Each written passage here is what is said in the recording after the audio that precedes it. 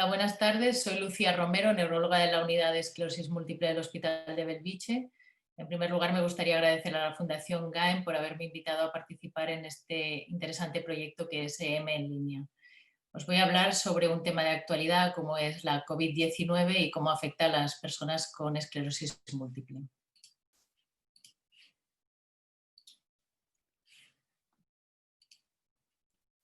SARS-CoV-2 es el virus que produce la enfermedad de la COVID-19. Este es mi conflicto de intereses y estas imágenes seguro que son conocidas por todos vosotros, ¿no? Ya conocemos de sobra cómo es el virus, conocemos por supuesto a Fernando Simón, conocemos las calles vacías, las hemos vivido, ¿no? Y todos estos, la mascarilla, los geles, cómo tenemos que utilizarlo, todo esto lo sabemos. Lo que sorprende quizá más es que hace 9 o 10 meses no teníamos ni idea de todo esto, ¿no? Y que en tan poco tiempo cómo nos hemos habituado y cómo ha formado parte de nuestra vida diaria. Las personas que nos dedicamos a esta enfermedad, así como las personas que la padecen, en un primer momento, además de todas las dudas y todas las preocupaciones que podía suponer el hecho de estar viviendo una pandemia, teníamos una serie de preguntas, ¿no?, que nos hacíamos. Y es, ¿el hecho de tener esclerosis múltiple nos provoca una mayor susceptibilidad a podernos infectar por este virus? La gravedad de la COVID, de la enfermedad, es mayor en los pacientes con esclerosis múltiple y es lógico hacerse estas preguntas porque los tratamientos que utilizamos son tratamientos, la mayoría de ellos, inmunosupresores, es decir, que bajan las defensas y que pueden favorecer, a priori pueden favorecer las infecciones, ¿no? O sea que era lógico hacerse todas estas cuestiones, preguntarse también si debíamos seguir las recomendaciones generales de toda la población o teníamos que ser más cautos, decirle más a nuestros pacientes que se escondieran aún más, qué debíamos hacer, ¿no? Los brotes, debíamos tratarlos como siempre, con corticoides, que también son inmunosupresores, o no hacerlo. Y nos preguntábamos también si el uso de la telemedicina nos iba a ayudar a poder seguir en contacto con los pacientes o qué iba a pasar, ¿no? O sea, teníamos un poco todas estas preocupaciones en mente en el mes de marzo, ¿no? Y ahora os voy a explicar un poquito cómo se ha ido desarrollando en estos meses y cómo hemos llegado a generar conocimiento como para poder responder en gran parte a estas preguntas, ¿no? Entonces, lo primero que tuvimos fueron las recomendaciones de la SEN. El grupo de estudios de enfermedades desmielinizantes de la Sociedad Española de Neurología fue muy rápido. La verdad es que el 12 de marzo ya publicó unas recomendaciones para los pacientes, los actualizó ya el 16 de marzo. Y yo creo que lo más importante de todas estas recomendaciones era un punto en el que decía que quería lanzar un mensaje de tranquilidad a los pacientes. Y eso era un punto muy importante, ¿no? El que decía, bueno, pues tenéis que seguir con vuestros fármacos, con vuestros tratamientos, porque no sabemos hasta qué punto esto puede o no aumentar el riesgo, pero sí que sabemos que el dejar los tratamientos puede comportar un riesgo para la enfermedad. Entonces se aconsejaba que los pacientes siguieran con sus tratamientos. Yo creo que ese era un punto importante en este documento, ¿no? ¿Y qué pasaba con las unidades de esclerosis múltiple? Bueno, yo creo que esto pasó en nuestra unidad, pero hablando con compañeros de unidades de esclerosis múltiple de todo el país, pasó muy parecido. O sea, por un lado, los neurólogos y personal de enfermería se tenían que ir a formar parte de los equipos COVID, de los equipos que veían directamente a los pacientes con la COVID. Por otro lado, teníamos personal de baja, pues porque se habían infectado, porque habían estado en contacto con alguien, en fin, los equipos se quedaban mermados, ¿no? Pero a pesar de ello, en la mayoría de los casos lo que ha sucedido es que hemos podido seguir en contacto con los pacientes. Hemos podido seguir en contacto mediante el teléfono, o sea, la línea de teléfono no se cortó nunca, los pacientes pudieron acceder a las unidades, pudieron llamar y decir, expresar si tenían una urgencia, si tenían una duda. Y por otro lado, también se pudo seguir haciendo las visitas, la mayoría de manera telefónica, pero algunas también presenciales, ¿no? Que eso es importante. Las sospechas de brotes y alguna visita, pues de algún diagnóstico no se podía demorar, también se pudo hacer in situ en el hospital. O sea, yo creo que el mensaje debe ser positivo porque en un momento como el que estábamos viviendo pudimos seguir en contacto con los pacientes. Lo que sí se hizo de manera excepcional fue retrasar determinados tratamientos y se retrasaron no porque no se pudieran poner, no porque los pacientes no pudieran venir, sino porque teníamos miedo y la precaución hizo que decidiéramos posponer determinados tratamientos, ¿no? Y bueno, igual que hicimos nosotros, compañeros de otros lugares pues hicieron igual, ¿no? Y como hemos ido teniendo datos, pues hemos ido teniendo información porque la comunidad científica se ha esforzado en, a pesar del momento en el que está viviendo, pues neurólogos han ido publicando cartas, opiniones de expertos, luego casos clínicos, series de casos, estudios de investigación y luego se han puesto en marcha registros y todo esto nos ha dado lugar a muchos datos que nos permiten ya poder responder algunas de estas preguntas en un tiempo tan limitado como es eso, 9, 8, 9 meses, ¿no? O sea que la verdad es que se ha hecho un gran esfuerzo para poder dar respuesta a todas estas preguntas, ¿no? Os he puesto simplemente algunos ejemplos de algunos de estos artículos, pero que son muchísimos, como os comentaba. Y bueno, un poco al principio lo que estos artículos lo que hacían era cuestionarse, ¿no? Cosas y bueno, pues pensabas, bueno, estamos en el mismo punto, ¿no? Todos nos estamos preguntando lo mismo. ¿Los pacientes con esclerosis múltiple tienen más riesgo de padecer esta infección? Y bueno, luego había quien era un poquito más atrevido y opinaba su opinión sobre qué era lo que había que hacer, ¿no? Y en general, la verdad es que lo que te daba cierta tranquilidad de espíritu es que pensábamos todos bastante igual, era que los pacientes siguieran con sus tratamientos, que quizás sí que determinados fármacos podían dar un mayor riesgo, ¿no? Había quien incluso publicaba tablas como esto, basándose en sus opiniones, en su experiencia, en sus conocimientos, ¿no? Y bueno, pues en general lo que se veía en varios artículos de opinión que eran opiniones de expertos, ¿no? Y todos iban bastante en la misma línea, ¿no? Por ejemplo, en esta tabla vemos resumido pues, lo que decía varias sociedades de neurólogos de varios países, ¿no? Entonces todos opinaban que más o menos los inyectables, interferones, acetato de latiramero, no aumentaba más el riesgo. Teriflunomida y metilfumarato, pues en general se creía que tampoco, había alguna discrepancia, pero vamos, en general se pensaba que no. Y luego ya empezaba a haber más dudas con fármacos que bajan más los linfocitos, que dan lugar a una bajada mayor de defensas, ¿no? Como puede ser el fingolimod, ocrelizumab, rituximab, alemtuzumab, cladribina. Y bueno, un poco te daba cierta tranquilidad el ver que todos estábamos en la misma línea. Posiblemente el sentido común nos hacía que todos tuviéramos cierta precaución con determinados tratamientos, ¿no?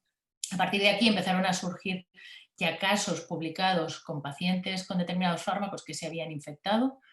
El de la parte de arriba es un paciente con fingolimod que se infectó, le retiraron el fármaco y vemos la línea de puntos rojos es cómo iban subiendo sus defensas, ¿no?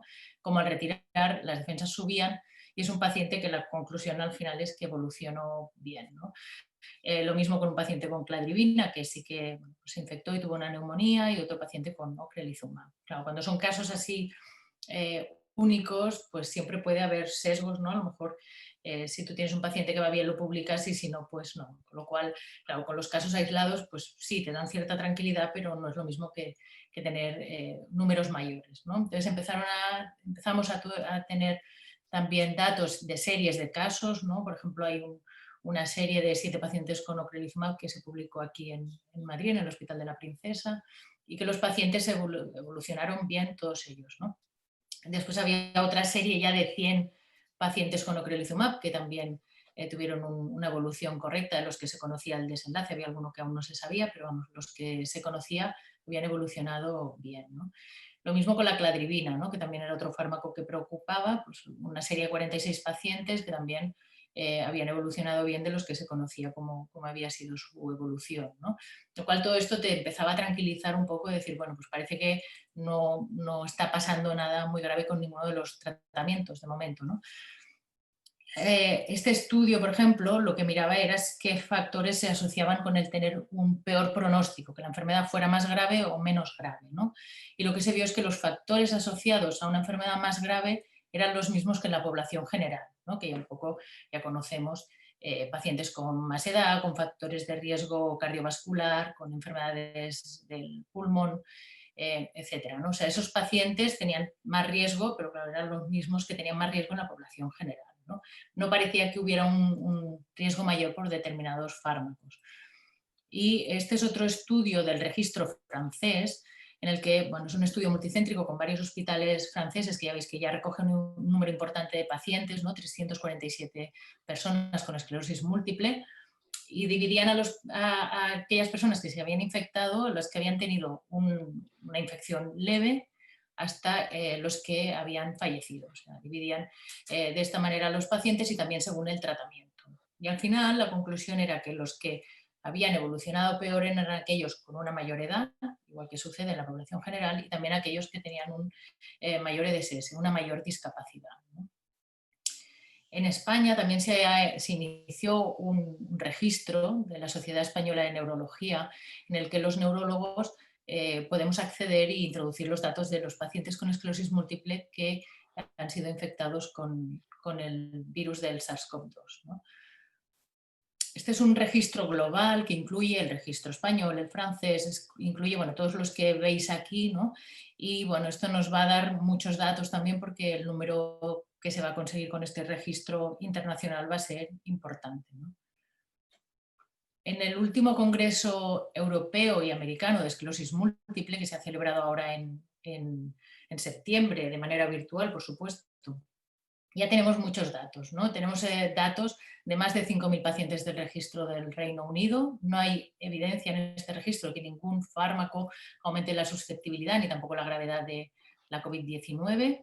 El registro de Estados Unidos tampoco parece que haya diferencias según fármacos, ¿no? En el registro global parece que los anti-CD20 decía que es ocrelizumab y rituximab versus el resto de tratamientos parecía que ingresaban más o iban más a la UCI, pero no fallecían más que el resto de pacientes, con lo cual nos da a pensar que a lo mejor lo que pasa es que había una hipervigilancia, una sobreprotección de estos pacientes y se ingresaban antes por precaución. Lo importante es que parece que no había un mayor número de éxitos, ¿no? En cuanto al estudio italiano y al francés, coinciden en que la severidad era mayor en pacientes con más edad y con más discapacidad, ¿no? Como habíamos visto ya antes en el estudio francés. Y en cuanto al registro de farmacovigilancia de ocrelizumab, lo que vemos es que la mortalidad era similar a la población general, ¿no? Y esto nos da pues, bastante tranquilidad. Datos para las personas con esclerosis múltiple. Yo creo que esta es una buena página, ¿no? La MS International Federation, seguro que la conocen todos ustedes y también se actualiza muy frecuentemente, con lo cual yo creo que es un buen lugar donde los pacientes pueden ir a mirar. Además hay una parte que se traduce al español, la recomendación para los pacientes está traducida al español y yo creo que es un buen lugar donde poder ir a buscar información. Y un poco las conclusiones al final serían estas, ¿no? Que no parece haber mayor susceptibilidad a infectarse por este virus, por el SARS-CoV-2 en pacientes con esclerosis múltiple. No parece que la gravedad sea mayor tampoco si tú te infectas y padeces la COVID-19 en esclerosis múltiple. Hay mayor gravedad si tienes más edad, si tienes más discapacidad, si tienes comorbilidades, que son enfermedades que pueden aumentar el riesgo, como ya sabemos, ¿no? Enfermedades como de pulmón, corazón, riesgo cardiovascular como la diabetes. Pues estas enfermedades, la obesidad, estas enfermedades aumentan el riesgo como en la población general. No nos queda tan claro ya a día de hoy que determinados fármacos aumenten la gravedad de la enfermedad. Si cambian los datos cambiaremos de opinión, pero con lo que tenemos hasta ahora no parece. Las recomendaciones generales de prevención deben ser las de la población general, extremar todas las precauciones, ¿no? Mascarilla siempre, ventilar, sabemos que la ventilación es muy importante de los espacios interiores, mantener las distancias, lavados de manos, todo, pues si se puede teletrabajar, pues mejor. Todas estas precauciones que a la población general también se les recomienda. Este año estamos haciendo especial hincapié en la vacuna de la gripe en los pacientes con esclerosis múltiple. Si siempre se tenían que vacunar, este año estamos realmente recomendándolo, es importante que lo hagan. Es importante mantener cierto nivel de ejercicio físico, consultar a su neurólogo o a su unidad si creen que están experimentando un brote, no pensar no me van a poder atender, porque es posible que sí puedan atenderle, que siempre se quede alguien al otro lado del teléfono, aunque sea una persona, ¿no? Pero siempre va a haber alguien pudiendo. En general ha sido así en las unidades con las que hemos hablado, ¿no? Siempre se ha quedado alguien al otro lado del teléfono. Y luego, pues no dejar el tratamiento, seguir con los tratamientos, porque si tienen que dejarlo, su neurólogo ya se lo comunicará. En caso contrario, seguir con sus tratamientos. Y muchas gracias, eso es todo lo que les quería explicar por mi parte. Gracias por su atención.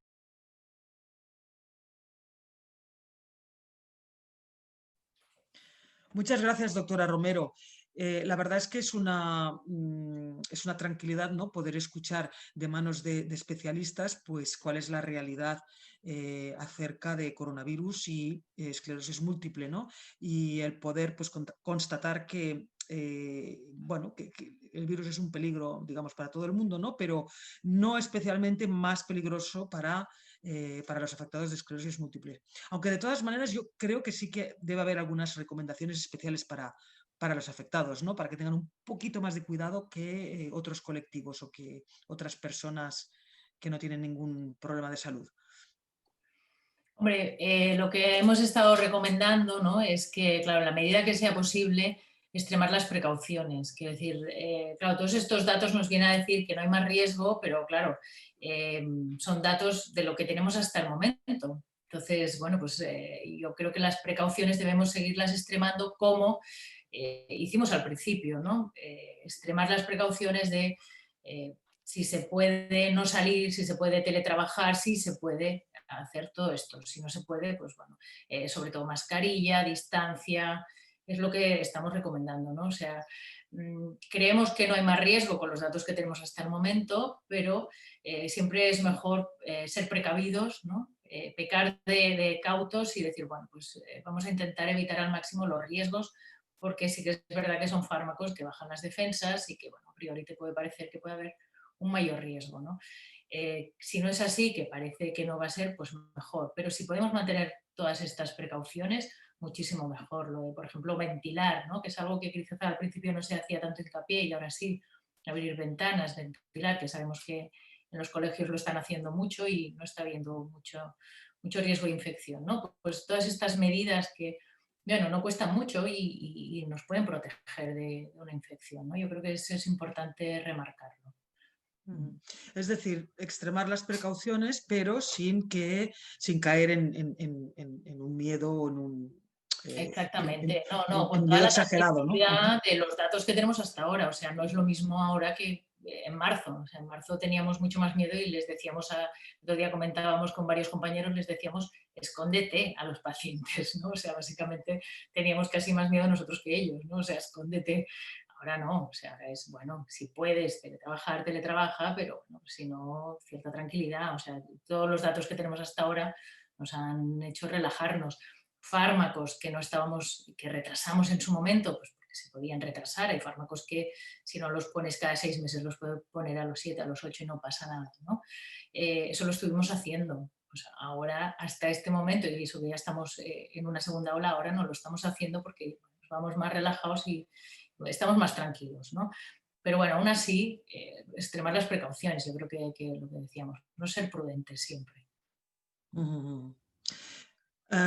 Hay otra cuestión que nos preocupa porque estamos recibiendo llamadas al respecto y estamos viendo que hay, pues hay una cierta problemática, ¿no? Y es, claro, la actividad física, el hecho de poder salir a la calle, todo esto ha disminuido y en algunos casos pues, se ha reducido o incluso se ha eliminado drásticamente, sobre todo para aquellas personas que tienen más dificultades de movilidad. Y eso sí que es esto que es un efecto, digamos, secundario, ¿no?, del coronavirus, ¿no? Es decir, aunque no atrapes la enfermedad, pero sí que estamos sometidos pues, a una restricción de movimientos, ¿no? Y esto sí que puede tener un efecto bastante eh, poco saludable, ¿no?, para muchas personas afectadas de esclerosis múltiple. ¿Cuál sería la recomendación?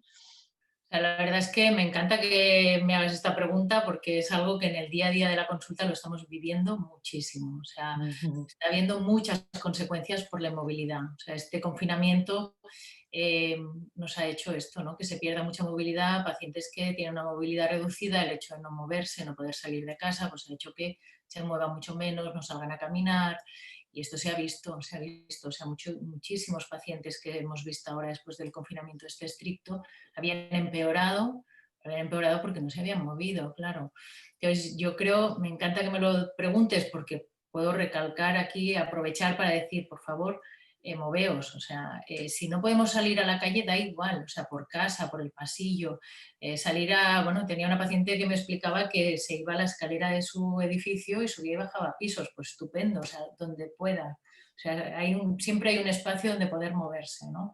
Nos afecta a todos, la inmovilidad, o sea, sin tener una enfermedad afecta, o sea, no es lo mismo seguir haciendo una rutina y un movimiento diario a quedarse parado, el cuerpo esto lo achaca, ¿no? Y entonces es muy importante hacer lo que sea, el ejercicio que se pueda, según, bueno, la medida de lo posible, seguir haciendo ejercicio. O sea, yo soy consciente que ahora pues la rehabilitación en muchos lugares se ha parado, o si se ha vuelto a empezar, bueno, pues quién sabe si ahora lo volverán a parar.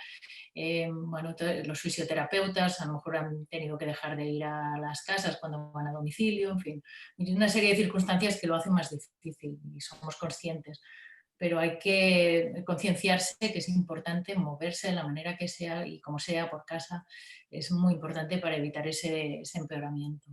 Ujú. Y yo me gustaría añadir para las personas que necesitan ayuda para moverse, porque se dan casos también, ¿no? Y tienen dificultad para acceder a esas ayudas, pues porque ahora tanto los fisioterapeutas como los asistentes sociales, como una serie de servicios, pues han reducido mucho su actividad. Y se pueden encontrar personas pues, que no tienen a nadie, ¿no? O no tienen el servicio que tenían, que les ayudaba pues, a movilizarse, ¿no? Entonces yo les invitaría a buscar recursos, ¿no? O sea, buscar formas igualmente de activarse, pues ya sea con la ayuda de familiares, de amigos, de vecinos, que seguro que hay mucha gente que está dispuesta a prestar ese tipo de ayuda porque se están organizando redes pues de ayudas solidarias pues para gente mayor, para gente que no se puede desplazar, para gente con problemas de movilidad, pues apoyarse un poco en esto, ¿no? En la medida de lo posible, porque es importante que intentemos mantener, ¿no? Todos eh, Sí. en lo que podamos nuestra salud, nuestra actividad, ¿no? En lo que podamos hacer solos y lo que necesitemos ayuda, pues pedirla, ¿no? Porque hay mucha gente dispuesta a ayudar también. Claro, seguro. O sea, sí, hay muchísima solidaridad, lo hemos visto en la primera ola y ahora pues seguro que lo vamos a seguir viendo igual, ¿no? Y tenemos pues siempre eso, pues algún familiar dispuesto a ayudar, algún amigo, bueno, siempre hay quien nos pueda ayudar a seguir manteniendo ese ejercicio. Si no, bueno, pues los pacientes más jóvenes también con las nuevas tecnologías es muy fácil, ¿no? Es bastante fácil en internet coger y buscar vídeos de actividad. Mm, Y ujú. bueno, encuentras ahí vídeos, ¿no?, que te pueden ayudar, no hace falta ir al gimnasio hoy en día para poderte mover, ¿no? Entonces, yo creo que sí, que es muy importante lo que comentas, ¿no?, que hay Sí. muchos recursos y que es cuestión simplemente de buscarlos y seguro que se va a encontrar la manera de poder llegar a ellos. Y seguir cuidándose. Cuidarse es lo más importante.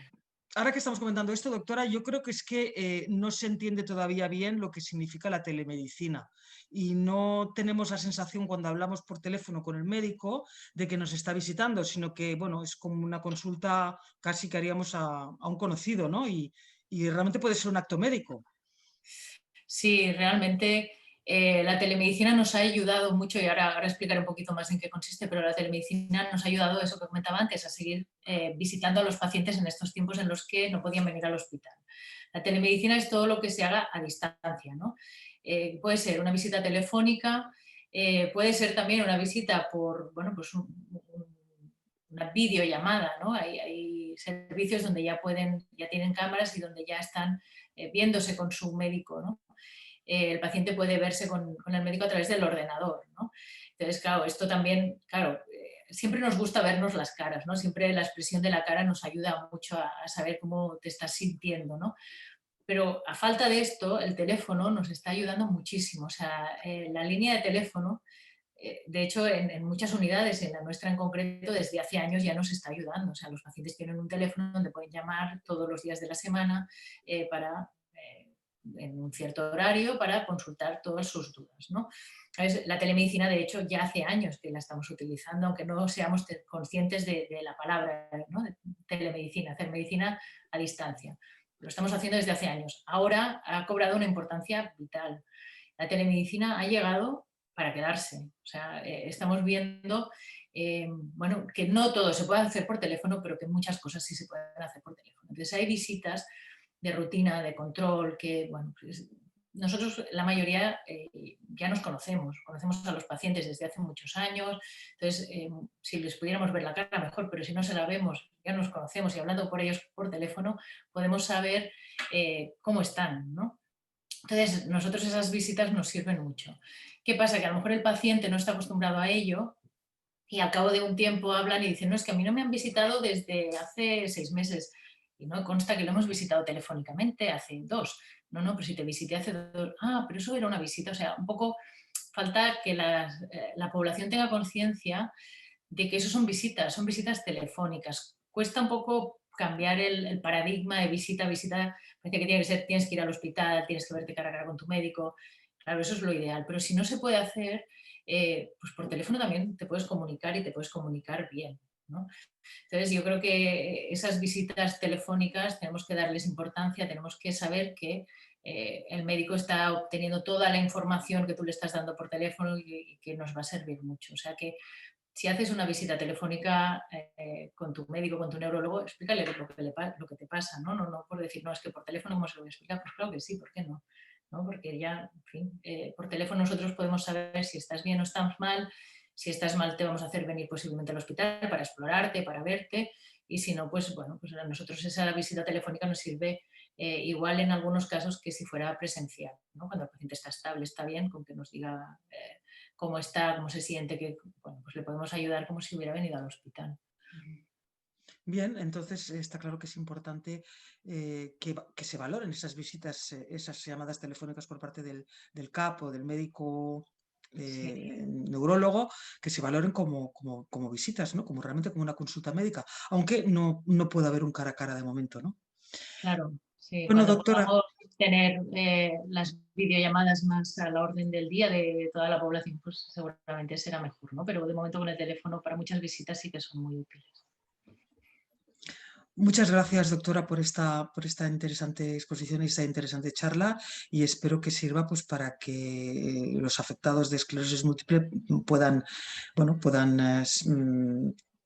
confirmar y tener claro cómo actuar, ¿no? en esta crisis y no solamente a nivel de protección, sino también a nivel de intentar mantener una actividad física, un movimiento regular y también a seguir confiando en los especialistas y en los médicos que lo están tratando, aunque sea por teléfono. Pues Muchas muchas gracias. gracias. Gracias a ustedes también por la labor que están haciendo. Gracias. De verdad. Gracias, doctora.